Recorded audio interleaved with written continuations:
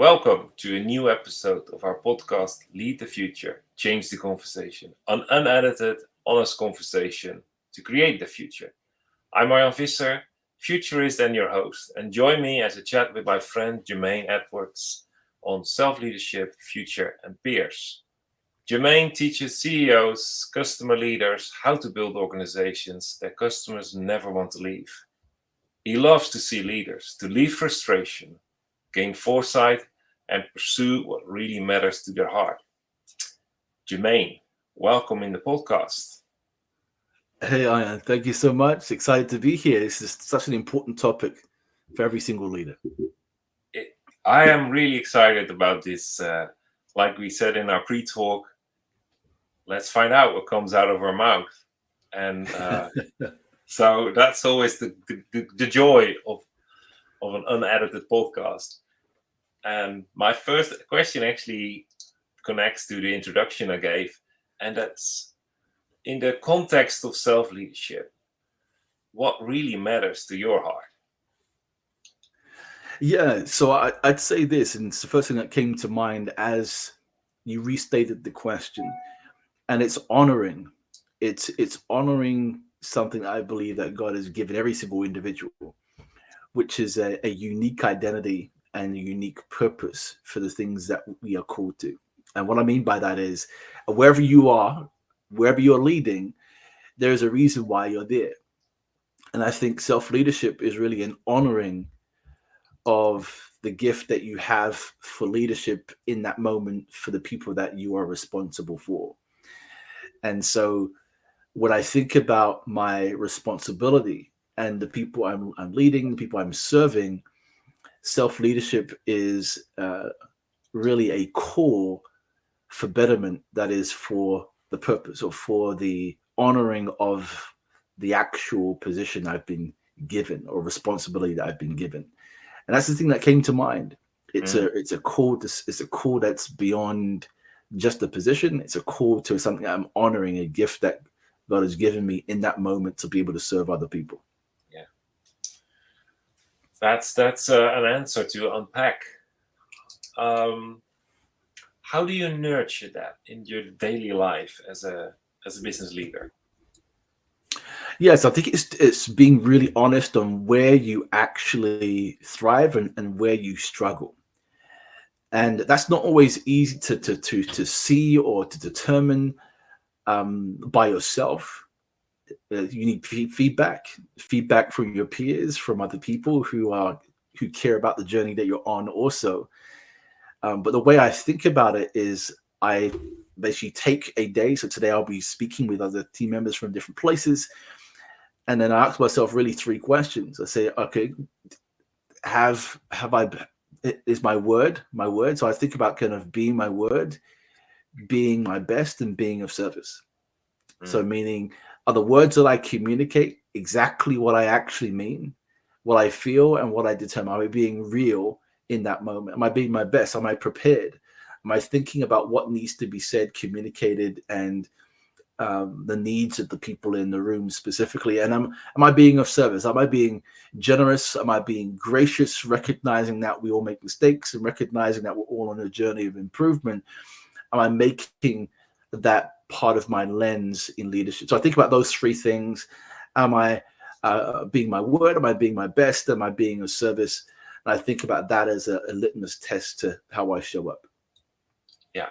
And do you use that in preparation or mainly in the reflection with your team, but based on that reflection, what you're going to focus on for learning yourself? Yeah, a bit of both, actually. So today, just before this call, what I tend to do is I sit down and I think about what I want to communicate. And then as part of that, I say, well, what are the things I'm actually stating that I'm holding myself to, which is being my word? And how do I prepare for that well? Meaning, what kinds of things do I need to have ready, available to ensure that this is a really valuable conversation for the people in the room?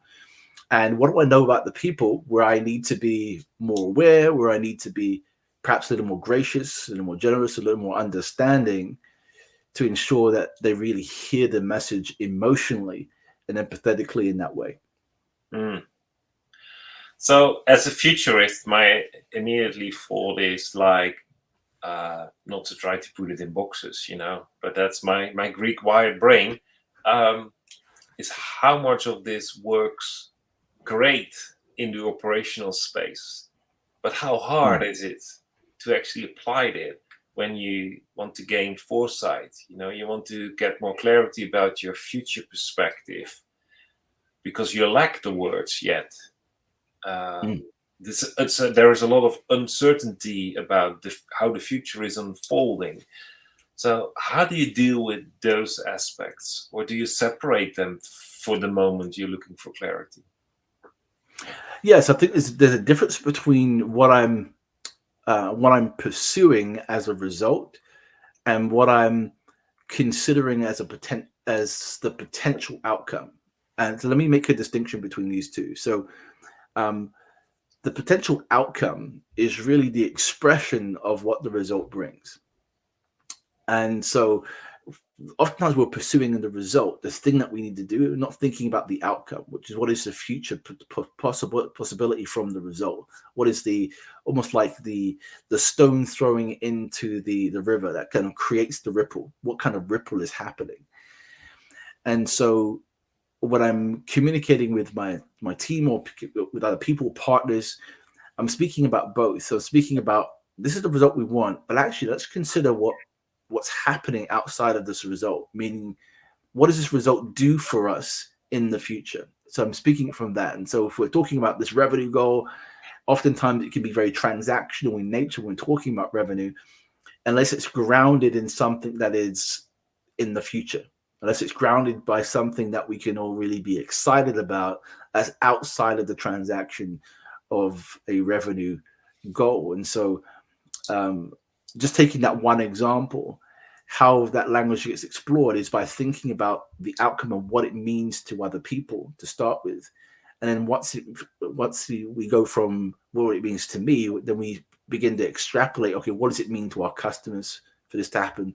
What does it mean to our partners? What does it mean to other aspects of the things that we care about?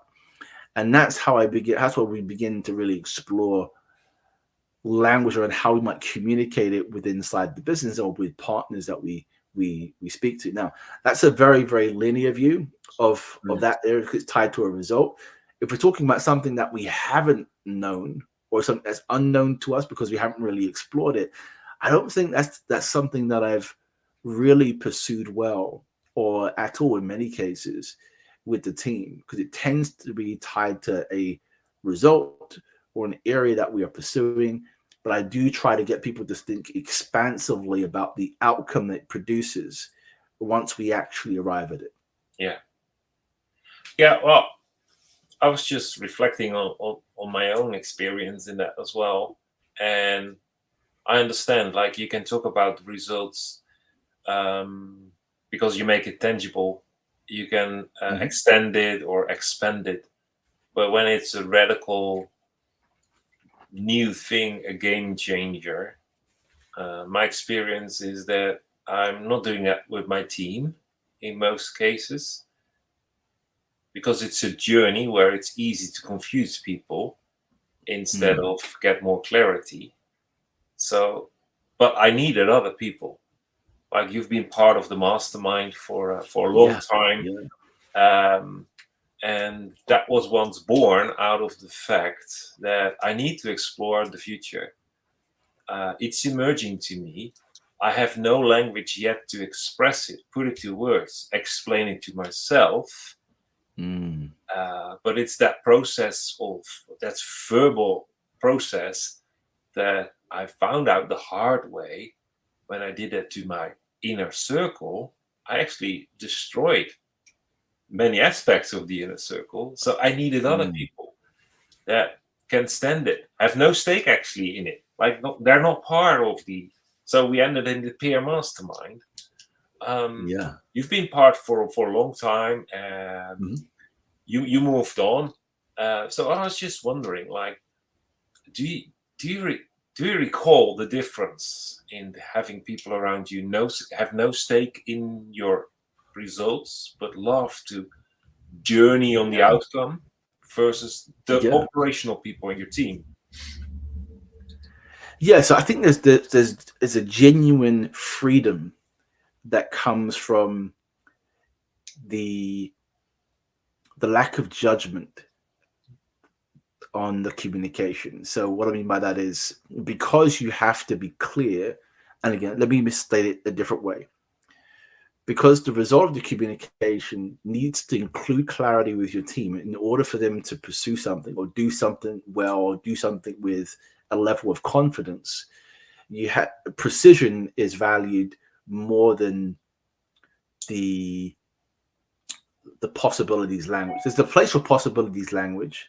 Don't get me wrong, in terms of the broader maybe vision for the company. But more than anything, on a day-to-day basis, week by week, precision is what you need. Like, what exactly are we going for? And when it's not that, there is judgment that's held in that on that space, because people are now confused, or you can, be misconstrued in some way. But in a environment like the mastermind, you could explore without the feeling of judgment. Yeah. You could just put it out there and just go, okay, well, let me experiment with this without putting on the specific constraints of clarity immediately. You could just explore that language. And what it allows you to do is find different kinds of ways to express things that you wouldn't necessarily have pursued in other forums. And that allows for greater creativity. I think it expands your mental acuity and your ability to know yourself and see other people, because how they respond to that language will tell you something about what you could draw on in different places and locations. I think that's the kind of the beauty in it that I saw. Yeah, thanks for the feedback.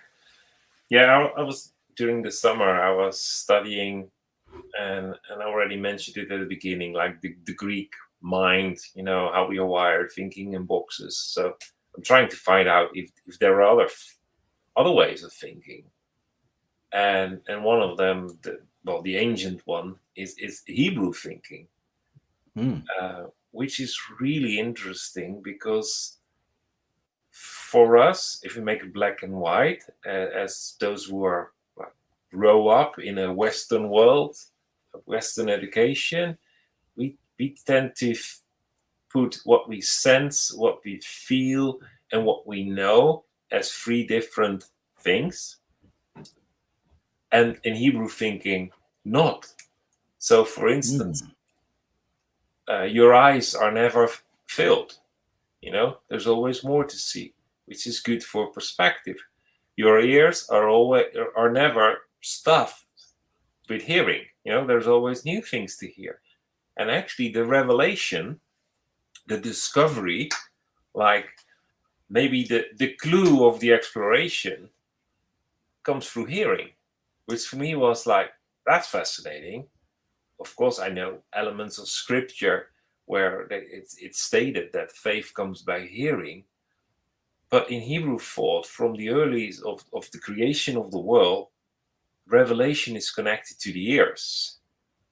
And actually, that whole process of what we try to find about the future is connected to that our ears are unstopped. And I imagine that as a plug pulled out. So, like you said, like with the having judgmental freedom, of actually just throwing out some words and find out yourself how they resonate with you, with others, their first impression. That really is a part of the process I'm learning of finding out something new. I had the experience, but I didn't know. Well, so Indeed. how do you nurture that in a daily life? Like you're dad of from my perspective, a big family, like a dad of 6. You moved a couple of years ago from the UK to the States. Different culture, all systems are different. So I could imagine it's hard for you to do personal development. Yeah, it's it's definitely something that needs to be very, very intentional. And obviously, it's 7 kids that we have now, and 7. so when I think about my day to day, there are these catchment areas. So I have my morning, which tends to be just reflection, preparation. So who do I want to be today? What do I want to have have accomplished, and why is that important? I just begin to just reflect and kind of work through those thoughts. Um, and during the day, it's quite chaotic because there's so many moving pieces with the family. It can be difficult to sit even for 20-25 minutes and just read something. And by the time you hit the evening, I mean, that mental depletion is real. It's tough to really hold in sentences meaningfully once you hit the evening. So I try to really kind of front load any learnings or reflections and things in the mornings, because that's where I'm most awake, and I've learned to use the mornings really efficiently. But I think that's it. I think you have to be aware of your rhythm in life, and it may not necessarily be every single day that you're doing something that you would like intentionally, but I think that there does need to be some specific kind of learning intentions that you place in the week, that by the end of the week you want to have done X, and at least set an intention for it that's more likely to happen, whether that's the morning or during your lunch. If you have 15 minutes and really sitting and earmarking or bookmarking a TED talk on leadership, whatever it might be. But I think it's important to set an intent, and that's why I attempt to do in the mornings, because once it hits the middle of the day or after this, from here on, who knows what's going to happen. Yeah. Oh, thanks for sharing that. It resonates with me. It's also like, especially in the summertime, but there's always an excuse. The wintertime as well, summertime, kids are home. Wintertime, it's so dark outside. You tend to just not get out before the storm comes. And so, thanks for sharing that. And just to wrap up, actually, I want to thank you, but also invite our listeners to take self-leadership really serious, and finding out what you are about. What are your results you want to communicate clearly, but also what are the outcomes, the future outcomes you want to explore, and you need other people around you. So I really suggest just connect if that resonates with your heart. And there is an invitation to join the mastermind as a guest, to just find out what that space of freedom and non-judgmental feedback, what that means for you. Simply use the link businessrevivalist.com/guest and sign yourself up for a guest session and experience it before we explain what it means. And if you want to reach out to Jermaine or me, you can connect with us through just the way this came to you, the posts on social media. If you can't get hold of Jermaine, just connect with me, and I will make sure you will get in contact with Jermaine. So don't waste it. Don't let it just happen and move away from you. Take your self-leadership serious. Explore your future. Simply one reason: you deserve it, and those around you, your family, and those you lead deserve it. Jermaine, I want to thank you for this time. It's been good. Yeah. I hope you like what came out of your mouth. I think you've shared some really nice gemstones. So thank you for that. Absolutely. No, it's great to explore. And again, these conversations are rare and needed. So looking forward to invite you for another session in the near future. Much appreciated. Thanks so much.